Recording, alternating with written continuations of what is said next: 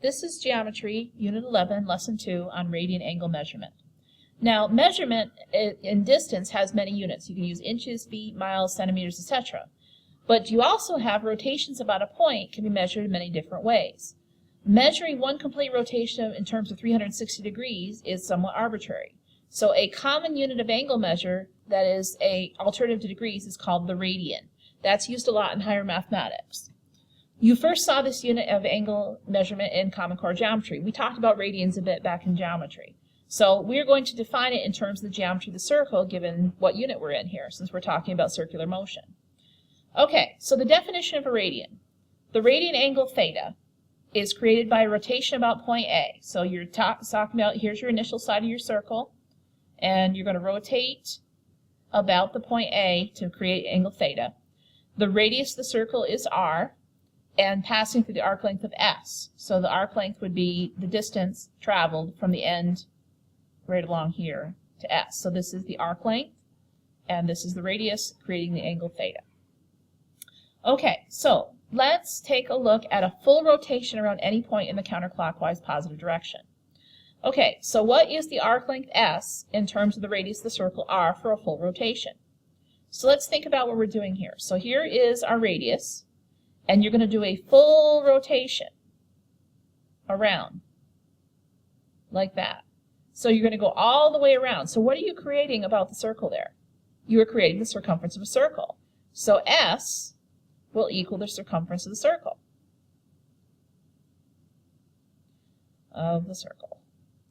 Okay, so S, this would be the value of S right here, going all the way around, would equal 2 pi r. Isn't that the circumference of a circle? Yeah. So it would be all the way around here, it would be 2 pi r. Okay, so based on that definition, if this all the way around is 2 pi r, how many radians are there in one full rotation? Well, we know that theta is equal to S divided by r. Well, we just found S back here was 2 pi r. That would be one full rotation. Divided by r, what happens to the r's? They cancel. So theta is equal to 2 pi. So how many radians are there in one full rotation? There are 2 pi radians.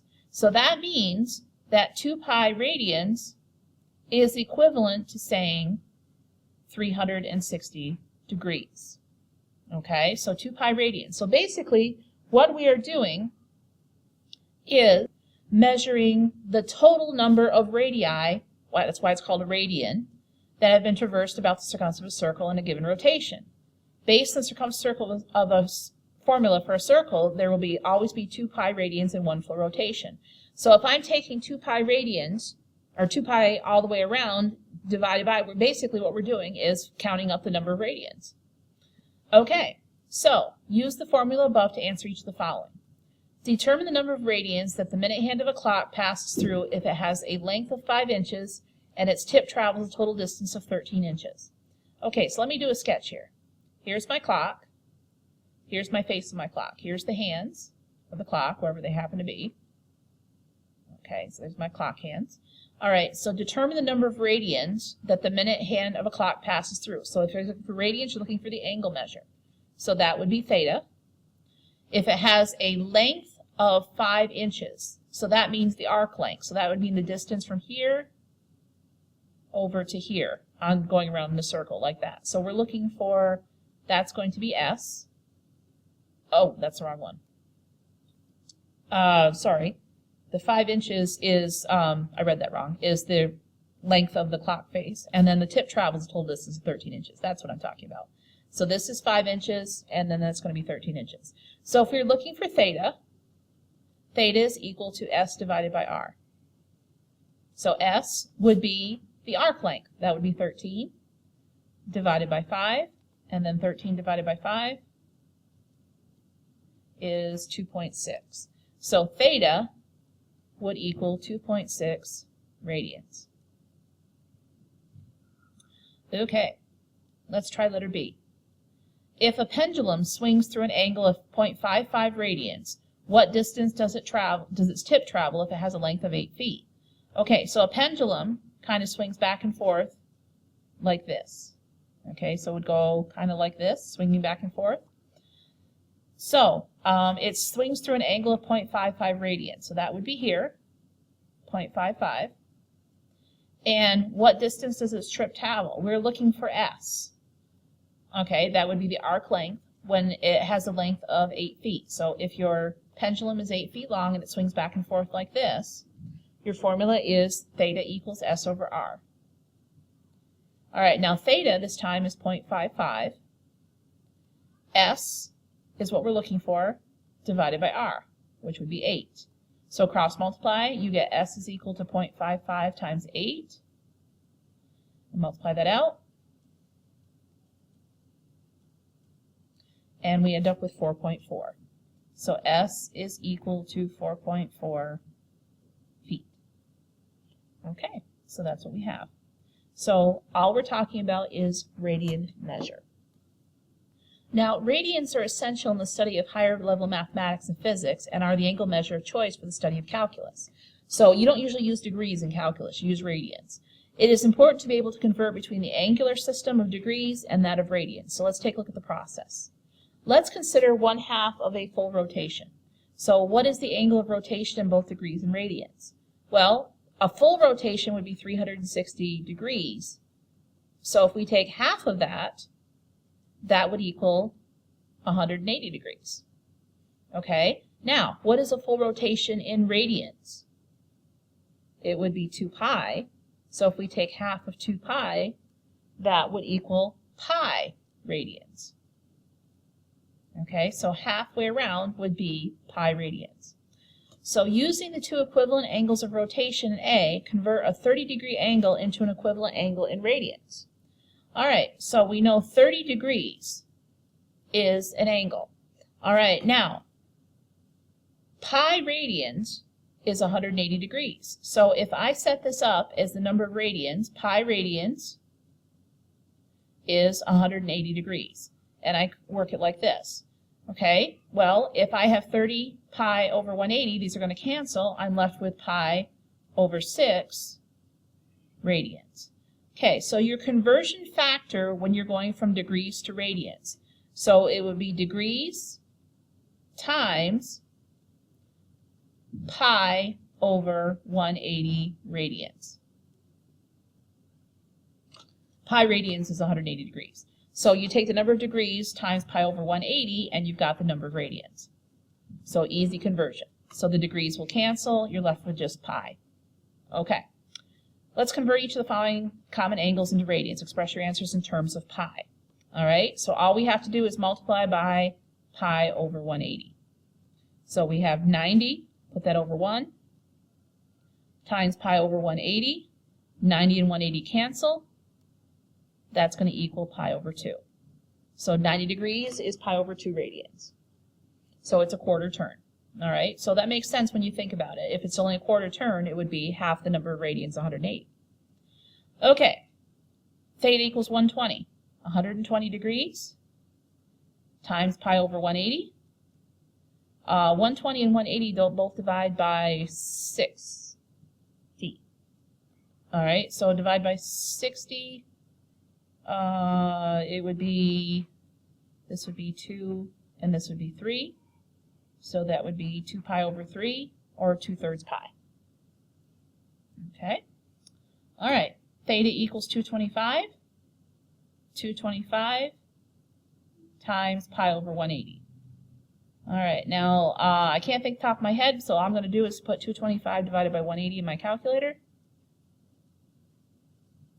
And then hit math, enter, enter. And it's 5 over 4 pi. Yeah, so they both reduce in there. So when we work that out, it's 5/4 pi. Okay, so all you have to do to convert from degrees to radians is multiply by pi over 180. So what do you think you have to do to convert the radians into degrees? All right, so if you want to work the other way, what will we multiply by? Well, to convert radians into degrees, we multiplied by pi over 180 to do degrees to radians, so what if we did 180 over pi? Okay, so if I have 5 pi over 6, I'm going to multiply by 180 over pi. Let's look what happens here. The pi's cancel. 6 cancels 180, leaving 30. Multiply what's left 5 times 30 is 150 degrees. Okay, so to go from radians to degrees, you multiply by 180 over pi. All right, 3 pi over 2. I want to convert that into degrees. So I'm going to multiply by 180 over pi. Okay, the pi's cancel. 2 cancels 180, leaving 90. 90 times 3 is 270 degrees. And for letter C, theta equals 3 pi over 4. I'm going to multiply by 180 over pi. Cancel the pi's. 4 goes into 180 45 times. And then 3 times 45 is 135. So it's 135 degrees. Okay, so to convert from degrees to radians, you multiply by pi over 180. To convert from radians to degrees, you multiply by 180 over pi. Now, we should also feel comfortable with the fact that radians do not always have to be in terms of pi, although they often are. So if I wanted to convert each of the following radian angles, which aren't in terms of pi, into degrees, and then round your answer to the nearest degree. Okay, so if I'm converting to radians, or from radians into degrees, I want to multiply by 180 over pi. Now, so I start out with 5.8, and I'm going to multiply it by 180 over pi. I'll put it in parentheses so you can tell where my multiplying is. Okay, now, what I have to do on this is multiply 5.8 times 180,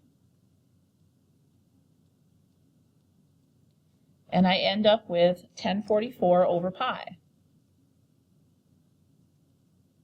Okay, now it says convert them into degrees, round your answer to the nearest degree. So this I have to put in my calculator, so 1044 divided by pi. And I end up with about 332 degrees, approximately. So this is approximately 332 degrees. Okay, let's try 4.2. 4.2 times 180 over pi. All right, I'm going to put this over 1, just keep it lined up. 4.2 times 180 is 756 divided by pi. And then to the nearest degree, 756 divided by pi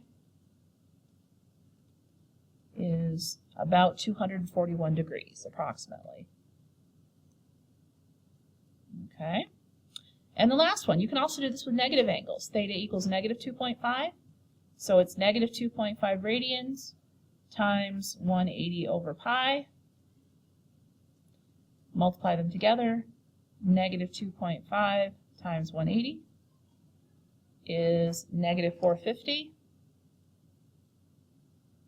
over pi.